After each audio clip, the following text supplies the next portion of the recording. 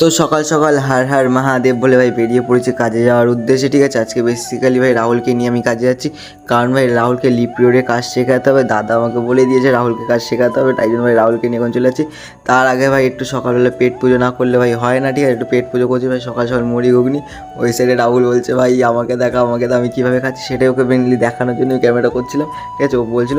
তারপর চলে যাই ভাই আমরা কাজের উদ্দেশ্যে। ঠিক আছে, এখন ভাই বেসিক্যালি আমি রাহুলকে একটা কাজ শেখাচ্ছিলাম, এই কাজটা কীভাবে ফিল্টারটা ঠিক হয় বা ইয়ে হয়। সো যাই হোক, একটু ওকে কাজ বাজ শিখিয়ে দিতেন, তারপর তোমাদের দেখাচ্ছি।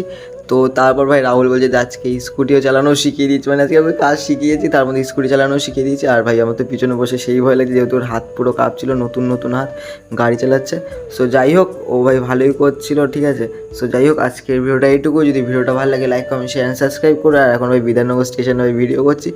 আর ভাই প্রচুর দেরি হয়ে গেছে আজকে, ওই কাজ করতে করতে বেসিক্যালি ভালো করে ভিডিও করতে হয়নি।